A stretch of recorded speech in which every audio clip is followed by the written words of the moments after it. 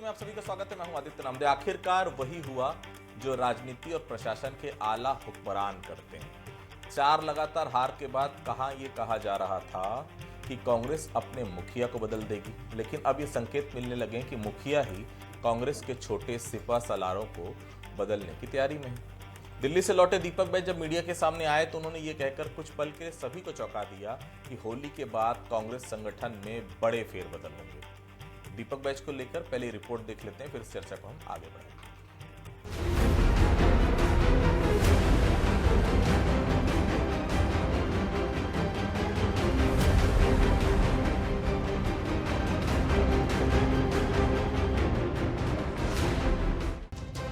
दिल्ली से लौटने के बाद प्रदेश अध्यक्ष दीपक बैज ने कांग्रेस में विस्तार की अटकलों को एक बार फिर से हवा दे दी है। होली के बाद संगठन में बड़े बदलाव के संकेत हैं। सीनियर नेताओं से मुलाकात के बाद एक्शन में बैज।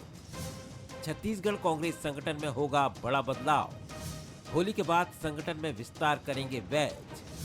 पार्टी के खिलाफ बोलने वालों पर होगी सख्त कार्रवाई। कई जिलों में बदले जाएंगे अध्यक्ष। नए और अनुभवी चेहरों को मौका दे सकती है कांग्रेस। लगातार हार के बाद लीडरशिप पर उठे हैं सवाल। विधानसभा लोकसभा के बाद निकाय चुनाव में भी मिली हार। होली के बाद कांग्रेस नई रणनीति पर काम करने की तैयारी में है। दीपक बैज पार्टी के खिलाफ बोलने वालों पर सख्त कार्रवाई करने के मूड में है। जल्दी परिवर्तन का दावा भी कर रहे हैं, तो बीजेपी कांग्रेस के कॉन्फिडेंस पर तंज कस रही है। संगठन में बहुत सारे जिले हैं, ऐसे बदलाव की आवश्यकता है। मैंने चर्चा इस संबंध में चर्चा हुई है। अब आने वाला समय बेहद ही आक्रामक रूप से और सरकार की नीतियों के खिलाफ और सरकार की नाकामियों के खिलाफ हमको आक्रामक रूप से लड़ाई लड़ना है।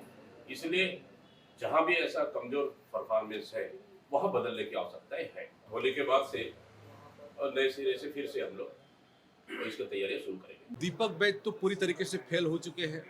कांग्रेस के सारे नेता इस चीज़ को स्वीकार चुके हैं। दीपक बैज स्वयं स्वीकार चुके हैं। सारे चुनाव में, चाहे लोकसभा हो, विधानसभा हो, त्रिस्तरीय पंचायत चुनाव हो, हर चुनाव में उनको मुंह की खानी पड़ी। ये धुलाई आने वाले समय तक बदस्तूर जारी रहेगी। प्रदेश अध्यक्ष बनने के बाद दीपक बैज ने अपनी नई टीम बनाने के लिए कई बार कोशिश की, लेकिन वो हर बार असफल रहे। अब की बार बैज का कॉन्फिडेंस हाई है। क्या इस बार होली के बाद बैज को नई टोली मिल पाएगी, ये बड़ा सवाल है। दीपक बैज के बयान पर गौर किया जाए तो कॉन्फिडेंस भी नजर आ रहा है, लेकिन जिस तरह से अटकलें लगाई जा रही थी, अब तक संगठन में बदलाव नहीं हो पाया, लेकिन कॉन्फिडेंस के बाद इससे कब तक आदेश में जारी कर पाएंगे, ये समय ही तय करेगा कि आखिर संगठन में बदलाव कब तक हो पाएगा। क्या पसंद दीपक के साथ शिखर देवांगन, बंसल न्यूज, रायपुर। सोमवार को दीपक बैज की एक तस्वीर राष्ट्रीय अध्यक्ष मल्लिकार्जुन खड़गे के साथ आई थी। 48 घंटे बाद दिल्ली से जब दीपक बैज रायपुर पहुंचे तो उन्होंने संगठन में बदलाव की बात कह दी। इसका मतलब तो सिरे से यही निकल रहा है कि क्या राष्ट्रीय नेतृत्व ने उन्हें अभयदान दे दिया है? क्या सिंहदेव साहब की ताजपोशी टल गई है? क्या भूपेश बघेल का पासा दिल्ली में चल गया है? और सबसे बड़ी बात कि लगातार हार के बाद दीपक बैज पर पार्टी का विश्वास क्या सिर्फ जातिगत समीकरण का ही नतीजा है? इन मुद्दों पर हम सवाल जवाब तो करेंगे, लेकिन उससे पहले ये जरूर जान लेना चाहिए कि आखिरकार बदलाव की जो संकेत मिले वो सिर्फ विरोधी खेमे को ठिकाने लगाने की कवायद तो नहीं साबित हो जाएगी। दीपक बैज को कमजोर पड़ता देख जिन्होंने भी अपनी जुबान ऊंची की थी, लंबी की थी, क्या उनकी जुबान पर लगाम तो नहीं लगा दी जाएगी? क्या यह बदलाव पार्टी की बेहतरी के लिए होगा या अपने समर्थन में घेराबंदी मजबूत करने की कोशिश होगी? सवाल तो और भी हैं, लेकिन उनका जवाब राजनेता ही दे तो बेहतर होगा। चलिए बहस की शुरुआत करते हैं। उसके पहले बंसल न्यूज के कुछ सवाल हैं। क्या कुछ सवाल है? पहला सवाल, क्या होली के बाद दीपक बैज को मिल पाएगी नई टोली? दूसरा सवाल, क्या बदलाव के बाद पार्टी के खिलाफ जाने वालों पर एक्शन होगा? तीसरा सवाल, परिवर्तन के बाद होने वाले आपसी टेंशन से कैसे पार पाएगी कांग्रेस? ये 3 सवाल हैं और मेहमानों से तारुफ करूंगा। अमृत दुबे साहब हैं, वरिष्ठ पत्रकार हैं, बहुत स्वागत करता हूं उनका। नितिन भंसाली जी हैं, कांग्रेस के वरिष्ठ नेता प्रवक्ता, बहुत स्वागत करता हूं। राजीव चक्रवर्ती साहब हैं, भारतीय जनता पार्टी के नेता हैं, प्रवक्ता हैं, बहुत स्वागत करता हूं। सबसे पहले भंसाली साहब के पास ही चलता हूं क्योंकि पूरा जो सवाल है वो कहीं ना कहीं कांग्रेस से जुड़ा हुआ है। भंसाली साहब, बदलाव के बीच आशंकाएं भी हैं। चलिए कहावत आपको बता देते हैं, अंधा बांटे रेवड़ी चीन चीन के दे। कहीं ऐसा तो नहीं ये मेरा आदमी है रहेगा, ये मेरे खिलाफ आवाज बुलंद किया था उसको निपटा दो हटा दो, ऐसा तो नहीं चलेगा भंसाली साहब? बिल्कुल भी ऐसा नहीं है। और प्रदेश के अध्यक्ष, प्रदेश कांग्रेस कमेटी के अध्यक्ष जैसा कि दीपक बैज जी ने आपके टीवी चैनल में मैंने देखा, उनकी बाइट को सुना देखा, तो इसमें कोई नई बात नहीं है आदित्य भाई। ये एक सामान्य प्रक्रिया है कि संगठन में बदलाव होते हैं, संगठन में टीम नहीं बनती है, निष्क्रिय लोगों को हटाया जाता है, सक्रिय लोगों को मौका दिया जाता है। जो यूथ कांग्रेस से जो लोग ओवर एज होते हैं उन्हें पीसीसी में जगह दी जाती है, एनएसयूआई से जो लड़के निकलते हैं उनको यूथ कांग्रेस में स्थान दिया जाता है, काम करने वाले लोगों को अवसर दिया जाता है। तो ये एक सतत प्रक्रिया है और एक सतत प्रक्रिया के तहत जो है कांग्रेस काम कर रही है। इसमें मुझे ऐसा नहीं लगता कि कहीं पे कोई मीन मेक निकालने वाली कोई बात है, क्योंकि सामान्य सी बात है कि भाई संगठन का काम है, संगठन में किस तरीके से संगठन काम कर रहा है। दीपक बैज जी दिल्ली गए, उन्होंने मल्लिकार्जुन खड़गे जी से, सचिन पायलट जी से भी मुलाकात की और बिल्कुल ऑल इज वेल, बिल्कुल कोई टेंशन वाली बात नहीं है। टेंशन तो भारतीय जनता पार्टी में, उनको जनादेश जो मिला है, जनता के वादों को पूरा करने का मिला है, पर काम तो हमारे घर में झांकने का कर रहे हैं, तो उसमें मजे वाली बात नहीं। इंजन लग गए अब तो समझ के रहिएगा। पर एक चीज बताओ मुझे आदित्य भाई, तकनीकी बात करें अपन, इंजन 3 कैसे लगता है? कौन सी गाड़ी में 3 इंजन लगता है? या तो पहले आगे जो इंजन लगा था वो ठीक से नहीं खींच पा रहा था, तो पीछे से एक इंजन लगाया धकेलने के लिए, तो वो भी नहीं खींच पा रहे थे। तीसरा अब आप लोगों ने इतनी चढ़ान पैदा कर दी कि 3-3 इंजन की जरूरत पड़ गई है। ये कौन से इंजनों की बात कर रही है? धुएं धुएं उड़ रहे सब जगह, इन इंजनों से खींचना और ढकेलना, यही चल रहा है इन 14 महीनों में, बाकी कोई चीज नजर नहीं। ठीक है राजीव जी, कांग्रेस पोस्टमार्टम करने जा रही है पूरी तरह से, अभी से 2028 की तैयारी में कांग्रेस है। कितना बड़ा खतरा होगा अगर कांग्रेस अपने ऊपर आमूलचूल परिवर्तन कर लेती तो? जी राजीव साहब। आदित्य जी, एक कहावत है कि ताली भी कप्तान को, गाली भी कप्तान को। कांग्रेस अध्यक्ष जी के नेतृत्व में विधानसभा चुनाव लड़ा गया, बहुत बड़ी पराजय मिली। लोकसभा चुनाव हुआ, पराजय मिली। नगरीय निकाय चुनाव हुआ, पराजय मिली। उपचुनाव हुए, पराजय मिली। जिला पंचायत, त्रिस्तरीय पंचायत चुनाव हुए, पराजय मिली। तो कप्तान को तो बदल देना चाहिए था। हालांकि कांग्रेस का अंदरूनी मामला है, हम तो केवल दर्शक हैं आपकी तरह, और आप मीमांसा कर सकते हैं। और चूंकि हमारे फिर भी कोई मौका नहीं छोड़ते आप कमेंट करने का। हाँ, देखिए राजनीति में है तो पक्ष प्रतिपक्ष एक दूसरे की मीमांसा तो करेंगे ही, परिचर्चा करेंगे ही कि वहाँ क्या हो रहा अंदर खेमे में। तो देखिए, जैसे कहावत है कि कांग्रेस में कई विभाजन हो चुके हैं। विभाजन कांग्रेस पार्टी ने देश का कराया, लेकिन कांग्रेस का भी दर बदर विभाजन होता रहा। बंगाल में कांग्रेस स्प्लिट हो गई, महाराष्ट्र में एनसीपी के रूप में स्प्लिट हो गई, दक्षिण में जो क्षेत्रीय दल बन गए वो कभी कांग्रेस के हुआ करते थे। तो ऐसा दंश झेलते झेलते कांग्रेस ने, जो कांग्रेस को अभिशाप मिला जो विभाजन का, जो विभाजन के लोग आए थे भारत में अपनी मातृभूमि को छोड़कर, और जो रिफ्यूजी कहलाए, तो उनका दंश से जो कांग्रेस को आज मिल रहा है, तो ये तो अभी शुरुआत है, बहुत सारे दंश झेलना है। हालांकि एक नागरिक के हिसाब से मेरा यह कहना है कि एक ईमानदार और मजबूत विपक्ष का भी होना बहुत आवश्यक है देश में और प्रदेश में, ताकि जो वैतरणी पार करें प्रजातंत्र की। लेकिन जो हम देख रहे हैं कि कांग्रेस गुटों में बटी हुई है, खेमे में बटी हुई है। अभी कुछ दिन पहले जब टीएस बाबा जी का एक्सप्रेस चल पड़ा था, तो भूपेश बघेल जी ने कहा कि ये ऑफिशियल स्टेटमेंट होगा, हो सकता है, उन्हें पता है। मुझे तो इसकी जानकारी नहीं है कि कब टीएस बाबा जी को नेतृत्व तो बघेल साहब ने रुकवा दिया क्या?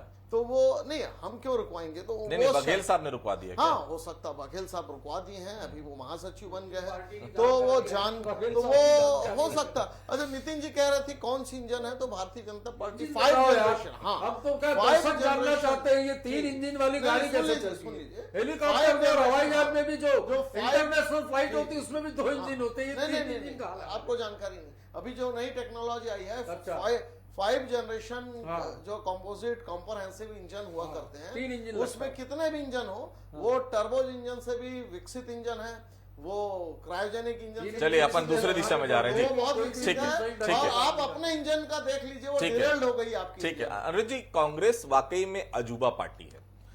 कहाँ बोला जा रहा था, हम लोग डिस्कशन भी कर रहे थे कि अब बैज हटेंगे, बाबा आएंगे, अब तो बैज ने हटाने की तैयारी शुरू कर दी है। अनिरुद्ध साहब देखिए, क्या है कि आपने कहा कि अजूबा पार्टी है, तो निश्चित रूप से इसमें कहीं कोई इंकार नहीं कि अजूबा पार्टी है। लेकिन एक बात ये भी कि वहाँ पे लोकतंत्र जो है, वहाँ पे खुला लोकतंत्र है, तो आदमी को आज़ादी बहुत होती है। महंत जी की बात मैं मैं महंत जी का उदाहरण लेता हूँ। भाई नितिन भंसाली जी की बातों को सुना मैं कि ट्रिपल इंजन कहाँ होता है, किसमें लगता है, सारी चीजें। आज क्या है कि विधानसभा में भारतमाला जो है विशाखापट्टनम में महंत जी का प्रेजेंटेशन था, उन्होंने प्रश्नकाल में मामला उठाया, बहुत बेहतरीन तरीके से उठाया, बहुत अच्छा प्रेजेंटेशन था। लेकिन वो तो 3 नहीं, वो तो 4 इंजन की भी बात कर गए वहां पे सदन पे। खैर, अजूबा पार्टी और एक्सपेरिमेंट की बात है तो निश्चित रूप से महंत जी का ही उदाहरण ले लो आप। पहले वो अध्यक्ष बने थे, जब मोतीलाल वोरा जी हटे, अध्यक्ष रहे, बहुत लंबे समय तक रहे। फिर उसके बाद ये हुआ कि धनेंद्र साहू जी को अध्यक्ष बनाया और उनके भीतर कार्यकारी अध्यक्ष चरणदास महंत, बिल्कुल, ये भी एक अजूबा हुआ था। उसके बाद फिर अजूबा की फिर डॉक्टर चरणदास महंत 2013 में फिर अध्यक्ष बने। उसके बाद फिर विधानसभा अध्यक्ष जैसी कुर्सी मिली और अब विधानसभा के नेता प्रतिपक्ष हैं। मतलब वहां एक्सपेरिमेंट चलता है। जहां तक कि टोली की बात आप कह रहे हैं आदित्य जी, तो वहां पे है कि टोली बनाने की छूट तो रहती है। मैं कुछ याद करने की कोशिश कर रहा था, तो जैसे मोहन मरकाम जी अध्यक्ष बने आदिवासी बेस पे, और ये भी आदिवासी उस पे आधार पे ही दीपक बैज जी हैं। तो मतलब ये कि उनके समय में मैंने देखा कि चंद्रशेखर शुक्ला और रवि घोष 2 महामंत्री होते थे। फिर कुछ संतुलन बिगड़ा तो फिर वो चंद्रशेखर शुक्ला हटे तो अमरजीत चावला जी को लाए। फिर वहां पे कुछ हुआ तो अरुण सिसोदिया जी आए। तो मतलब ये प्रयोग धर्मी भी पार्टी है। आपने अजूबा कहा, ये तो प्रयोग धर्मी पार्टी भी है। फिर उसका दीपक बैज जी आए तो मलकित गैदू जी को लेकर आए। फिर मलकित गैदू जी को अभी जो है उन्होंने महापौर चुनाव भी लड़ाया। सारी चीजें, परिणाम, खैर ये सब अलग बात है।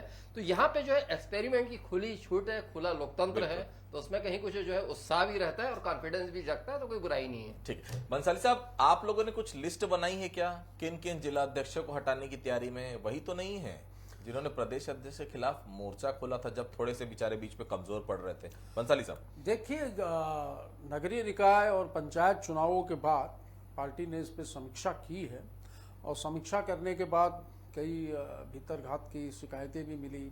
उनको पार्टी में नोटिस भी दिया गया, कुछ लोगों को निकाला भी गया, कुछ जिलों में अध्यक्ष बदलने की भी बात थी। पर ये सब चीजें जो है आज उन्होंने कहा भी है, अधिकृत रूप से आज कहा भी है उन्होंने कई जगह बदलना है। जी आदित्य जी, अधिकृत रूप से मैं कैसे बोलूं? मैं नहीं बोल सकता। ये संगठन का और केंद्रीय नेतृत्व का अंदरूनी मामला है, ये तय करेंगे। मैं तो पार्टी का प्रवक्ता हूं, मैं ये बोलने उपस्थित हुआ हूं कि हाँ भाई, जो परिवर्तन है संगठन में वो एक सतत तो आप ये बता दीजिए ना कि बाबा के रथ को आखिर दिल्ली में रुकवाया किसने? क्यों रातों रात शिव डहरिया उड़ गए दिल्ली? क्यों रातों रात अमरजीत भगत पहुंच गए दिल्ली? क्यों भूपेश बघेल वहां पर? यही बात आ रही थी भाई सामने, कितनी सच्चाई आप बताइए कि भाई ये बाबा ना बने, बाकी कोई भी बन जाए। और ये एक नई तस्वीर, दुबे साहब आप भी देखे होंगे, दीपक बैज जो है वो मिलने गए भूपेश बघेल से कि भाई ईडी में क्या हुआ थोड़ा सा जान। ये दोनों नेता हम सभी जानते हैं विपरीत धुरी के माने जाते हैं। अच्छा, एक सपोर्टर नहीं माने जाते कभी भी भूपेश बघेल के, लेकिन अब ऐसे कुछ संतुलन बन रहे हैं कि बाबा ना बने जाकि बाकी कुछ हो जाए। एक बात बताओ आप मेरे को आदित्य भाई, यदि आपके ऑर्गेनाइजेशन में बंसल न्यूज में आपके ऊपर कोई बात आ जाए तो आपकी टीम वहां पहुंचेगी कि नहीं पहुंचेगी मिलने आपसे? हो सकता है आपके चैनल में भी आपस में काम करने में कुछ वाद विवाद कुछ लोगों के हो सकते हैं, पर ऐसा तो नहीं है कि मुखिया पे कोई बात आ जाए और सब घर पे बैठ जाए। हमारे परिवार के सदस्य पे कोई बड़ी बात आ जाए, वरिष्ठ सदस्य पे, और सब घर पे बैठ जाए। टीएस बाबा भी गए थे, भूपेश जी के यहाँ रेड हुई। दीपक बैज जी दिल्ली से लौटकर भूपेश बघेल जी से मिल रहे हैं। निश्चित तौर पर ईडी जिस प्रकार की कार्रवाई प्रदेश में कर रही है, एक वृहद आंदोलन की इसमें आवश्यकता है कि विपक्ष की आवाज को दबाने के लिए जिस प्रकार इन केंद्रीय एजेंसियों का उपयोग हो रहा है, तो परिवार है कांग्रेस, परिवार एक होकर लड़ेगा। पहले लड़े थे गोरों से, अब लड़ रहे चोरों से। बातचीत हुई थी, देवेंद्र यादव ने कैमरे पे तो कुछ नहीं कहा, लेकिन ये जरूर कहा मुझे जितनी उम्मीद थी उतना सपोर्ट मुझे नहीं मिला।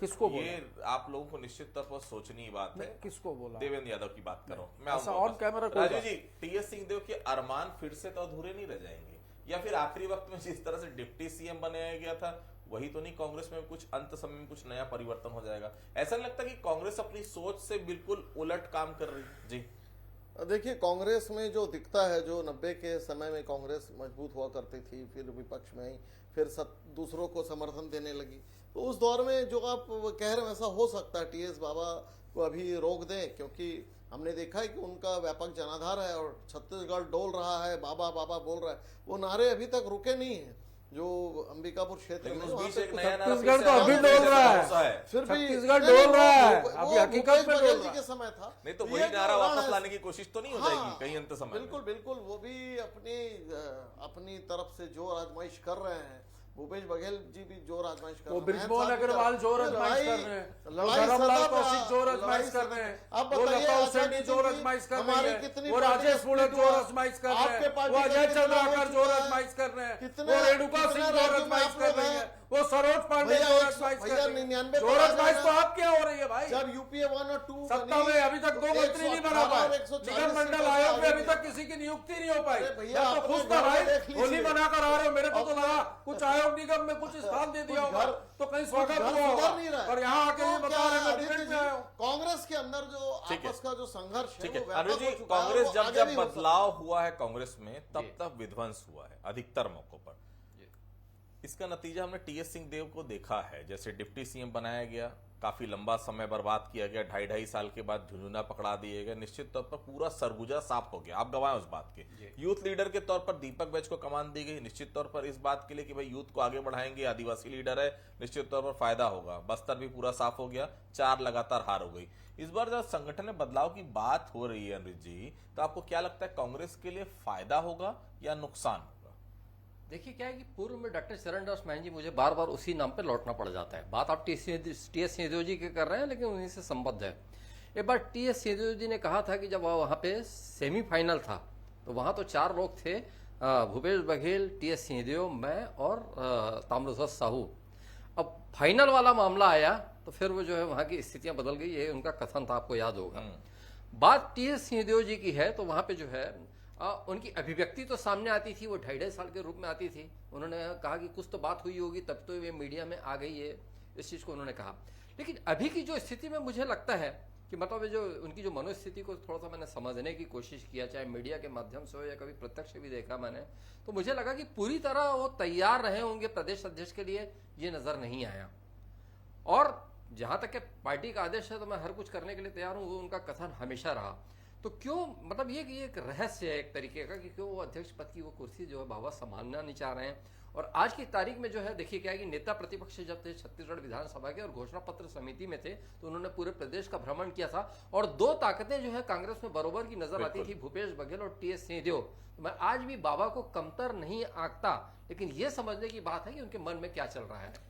लेकिन दोस्तों एक चीज और लगती है कि बाबा का नाम सामने आया, फिर बाबा का नाम गया। ऐसा तो नहीं कि भाई अभी दीपक बैज को मेरे ख्याल से चुनाव के 3 महीने पहले बने होंगे प्रदेश अध्यक्ष भंसाली साहब, अगर मैं गलत हूं तो करेक्ट करिएगा। लगभग 2 साल भी नहीं हुआ है अभी, और मेरे ख्याल से 3 साल का कार्यकाल होता है। तो चलो भाई 3 साल का कार्यकाल करने लेने दो, उसके बाद बाबा को बनना, ये भी हो सकता है। देखिए क्या है कि दूध का जला जो है छाछ को भी फूक फूक कर पीता है। मतलब बाबा के साथ जो है बहुत परिस्थितियां जो है ना बड़े उथल पुथल वाले रहे उनके 5 साल।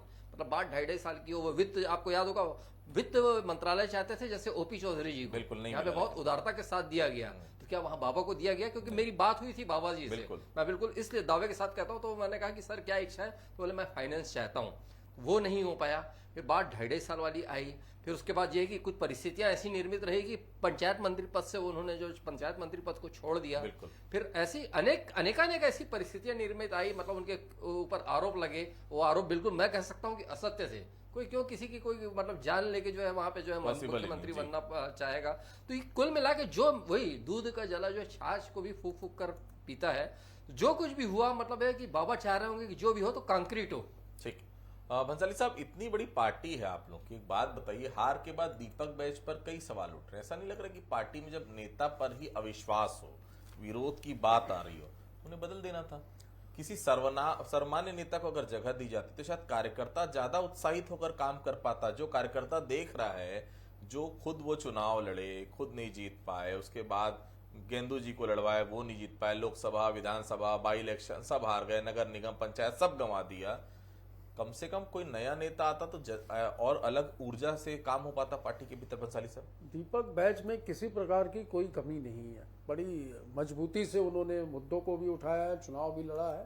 तो और बाकी रहा सवाल, फिर भी चुनाव हार गए। नहीं ठीक है, हार गए, हार और जीत होते रहती है। हम हार से कुछ तो अगला विधानसभा भी ऐसी बोल देंगे आप लोग हार गए क्या होता है? आदित्य जी आपने एक अच्छा सवाल किया था, उस सवाल को छोड़ के आप दूसरे सवाल पे चले गए।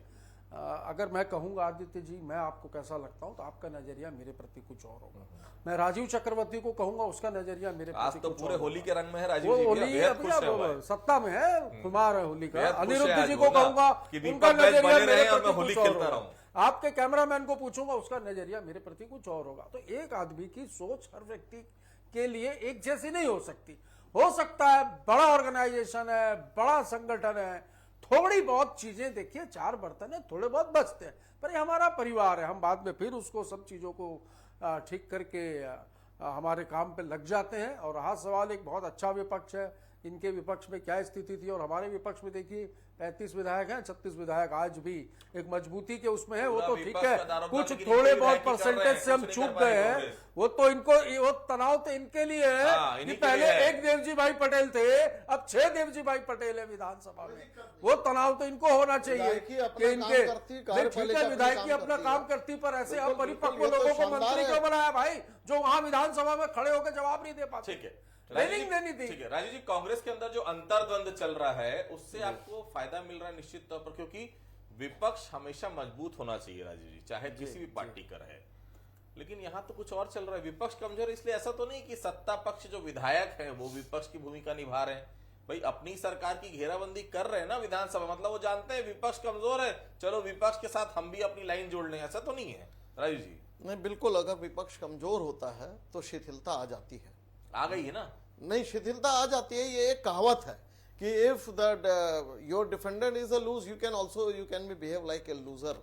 लेकिन वो हमारे यहाँ पर नहीं है। हमारे 365 दिन कोई ना कोई कार्यक्रम आते रहते हैं, जैसे अंबेडकर जी की जयंती मनाना, दीनदयाल जी की जयंती मनाना, का ऑपरेशन करवाने जाते हैं लोग अस्पताल में, वहां उनको उठा के अपने दर्द को मोबाइल हाथ में लेके ओटीपी लेके बीजेपी का सदस्य बना देते हैं। ऐसे कार्यक्रम आते हैं इन लोगों। दिक्कत है कांग्रेस पार्टी के अंदर, एक दिक्कत है कि कांग्रेस पार्टी अपने अंतर्द्वंद से जूझ रही है और जूझने के बाद वो जनता जनार्दन से दूर हो गई है, अपने कार्यक्रमों से दूर हो गई है। 500 में सिलेंडर दे दो भाई। बहुत सारी जो परेशानियां ओ राजू भाई, होली में घोषणा कर दो, कांग्रेस से पार्टी के साथ 500 ये में भी है सिलेंडर मिलेगा। कि कभी वो सनातन कर दो, विरोधी कर बन दो जाती भाई। है, देखो भाई, कभी राम मंदिर विरोधी बन जाती है, बहुत सारी दिक्कतें आ गए राम पे, कोई मुद्दा ही नहीं है। तो ये कांग्रेस आ गए प्रभु जी पे। जो एक रहना चाहिए कि नीति नियत क्या होगा, वो कांग्रेस पार्टी के पास नहीं। नितिन जी जी अनुज जी, कांग्रेस में वाकई में उद्धार करने की क्षमता है क्या दीपक बैज में कि कांग्रेस का उद्धार कर पाए? 2 साल तो हो गए, लगभग 2 साल हो गए, कितने चुनाव जीत लिए, ये तो छोड़िए, खुद चुनाव नहीं जीत पाए। और जो खुद चुनाव नहीं जीता वो क्या चुनाव जिता पाएगा क्या? ऐसे में ये बने रहेंगे तो कांग्रेस को आप आने वाले समय, क्योंकि बहुत क्रूशियल है, अब सरकार को अब लगभग 1.5 साल का समय हो रहा है, अब जो है वो निश्चित तौर पर विपक्ष की भूमिका दिखनी चाहिए। कांग्रेस को आप कहाँ पा रहे हैं आने वाले समय? जी दुबे साहब। देखिए क्या है कि भूपेश बघेल जी जब थे, मतलब अध्यक्ष भी थे और उसके मुख्यमंत्री भी रहे, तो एक समय में दीपक बैज जी पे उनका बहुत भरोसा था। जहाँ तक मुझे याद आ रहा है 2013 में पहली बार दीपक बैज जी जो है वहाँ पे विधायक बने। उनका विधायक के रूप में जो प्रेजेंटेशन बड़ा अच्छा रहा हर तरफ। फिर उसके बाद ये है कि बाद में 18 में भी चुनाव 2013 में, फिर 18 में भी जीते, तो फिर लोकसभा के लिए उपयुक्त समझा गया, आपको याद होगा। तो लोकसभा चुनाव भी दीपक बैज जीते थे बस्तर से। तो कुल मिला के उनका परफॉर्मेंस काफी अच्छा चल रहा था। लेकिन विधायकी और सांसद होना और दूसरी बात संगठन की और संगठन को चलाना, दोनों बहुत अलग अलग चीजें हैं। तो अभी मुझे लगता है कि दीपक बैज जी को शायद और समय देना चाहिए और अभी उनको और साबित करने का थोड़ा सा वक्त मिलना चाहिए। बिल्कुल। तो देखिए फिलहाल दीपक बैज अध्यक्ष बने रहेंगे, अपनी टीम वो तैयार करेंगे। निश्चित तौर पर अब दीपक बैज को उस टीम की जरूरत है जो सत्ता पक्ष के खिलाफ सड़क पर आ सके। सदन से लेकर सड़क की लड़ाई जब मजबूत होगी, निश्चित तौर पर जब विपक्ष मजबूत होगा, तो निश्चित तौर पर सत्ता पक्ष के लिए बेहतर है कि कम से कम जो गलतियां हो रही हैं वो कम से कम विपक्ष बताए तो। और जो दिक्कत है, क्योंकि जनता का आईना होता है विपक्ष, जनता अपने मुद्दे विपक्ष के चाहता है कि विपक्ष उसको लेकर सड़क पर आए, चाहता है विपक्ष उसको लेकर सदन के भीतर जाए। उम्मीद यही कि बेहतर उनकी टीम बनेगी और वो बेहतर टीम आने वाले समय में और बेहतर कर पाएगी, ऐसी हम उम्मीद करते हैं। आप सभी हमारे से जुड़े, आप सभी लोगों का बहुत बहुत धन्यवाद। आज का मुद्दा में फिलहाल इतना ही, बाकी खबरों के लिए आप लगातार बने रहिए बंसल न्यूज के साथ। नमस्कार।